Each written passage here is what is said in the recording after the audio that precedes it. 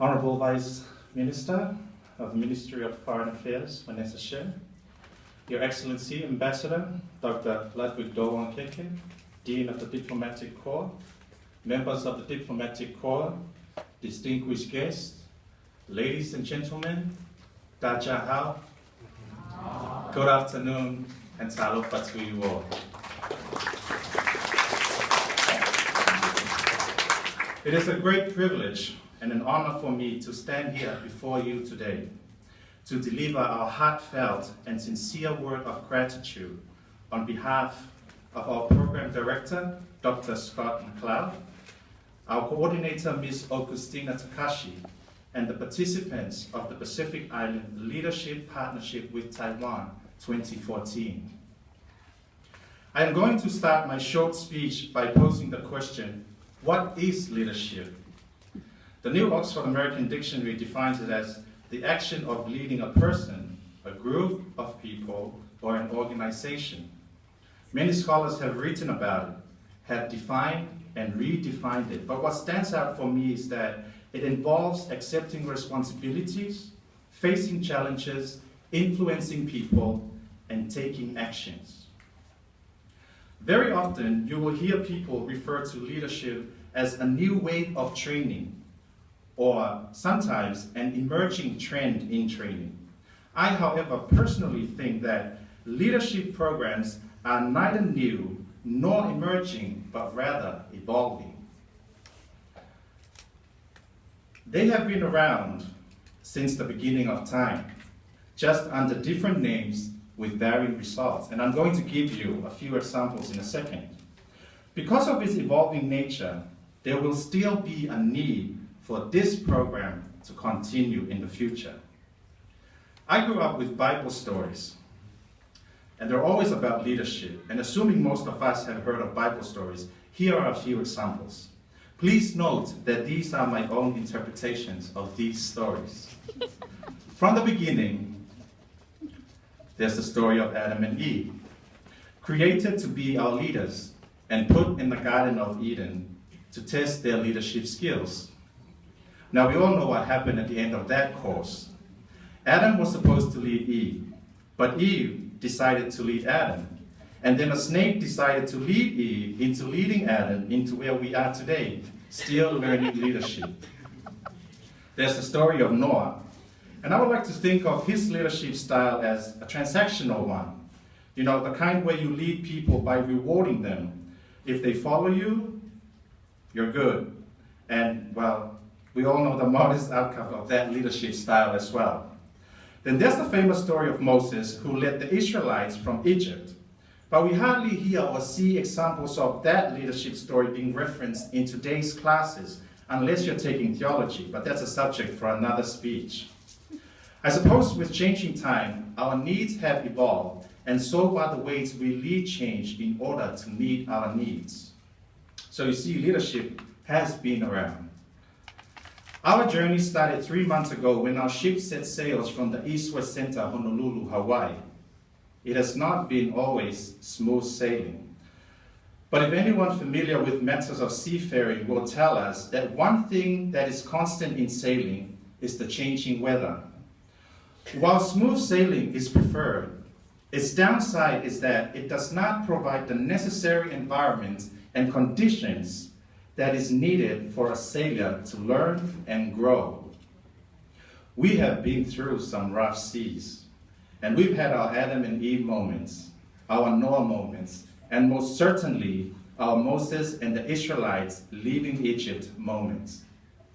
But we are grateful for these moments, because it puts us as individuals and as a group, our skills and our resolve to the test. Because of these moments, we have come out better educators, more informed knowledge disseminators, more driven entrepreneurs and investors, understanding negotiators, compassionate mediators, passionate environmentalists, determined social workers, more confident speakers, or just simply come out better human beings. After all, leaders are only human. This program has provided the very much needed space and forum that are necessary for us and many more aspiring leaders from small Pacific economies to enhance our skills and grow. We feel truly blessed to be offered this opportunity by the Republic of China Taiwan government, a country that has inspired the world over with its ability to lead and influence change. Your story has given us the strength to realize that it's okay to take a risk. You have given us hope that there really is light at the end of the tunnel. And you have also helped enhance our vision to see our own wealth. Someone once said that the greatest thing you can do for another, is not just to share your riches with them, but to make them see their own. And that is exactly what you have done for us through this partnership. The time we have spent together has fostered new friendships and created strong networks that will last for years to come. These will be the foundations of future collaborations that will see leadership and development in the Pacific soar and thrive in the global economy. Knowledge is power. And in the course of this program, you have empowered us over and beyond our expectations. The knowledge you have imparted on us will be the key to unlocking a lot of the successes that await our return home, whether be it in government, the private sector, or just at home. If we may, we have one or two humble recommendations for an already great program. We hope and pray that you continue to provide this great opportunity for not only the next 3 years, but for more future Pacific generations. Our regions will only be as strong as the leaders we produce, and this program has already shown great potential for generating very capable leaders. I say this not only because of your strong government-to-government and high-level approach, but more importantly, is your ability to embrace and work on the people-to-people connection, and we have experienced that firsthand. You have spoiled us so much, to the point where we have now grown accustomed to 5-star hotels, the big buses, the bullet trains, and Peking ducks.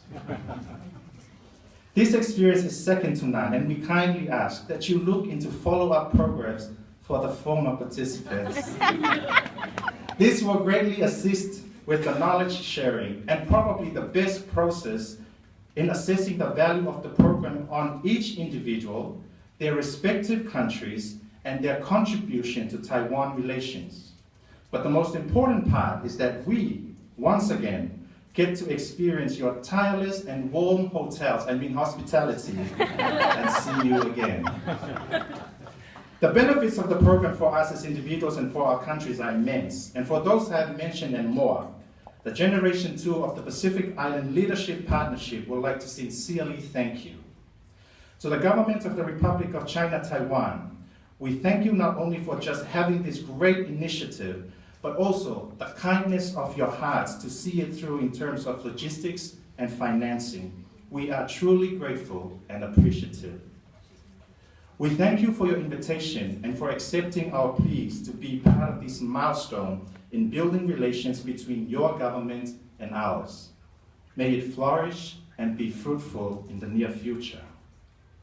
We thank you for your warm hospitality and for going the extra mile to make us feel at home. To the Minister and staff of Ministry of Foreign Affairs and IDIA, we thank you for your time, resources, patience, and understanding. It could not have been an easy task to organize a diverse group as us, but you dealt with it in the highest of integrity. To the various ambassadors who accompanied us on the various field trips, it was an honor. To our two indigenous participants, Margaret and Uni, we are indebted to you for your support and for being there. We wish you both all the best in your future endeavors. We especially thank you for the food. Our huge Pacific appetites were gently put to shame by the very generous 10-course meals you cheerfully served. Our thirst quenched, our hunger satiated. With the same sincerity, we truly apologize for all our missteps and pray that you find it in your hearts to forgive us. Now I'm crying. We are but only leaders in training.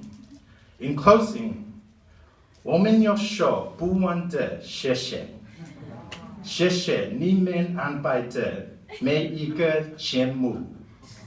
Thank you very much. God bless. God Christ is here.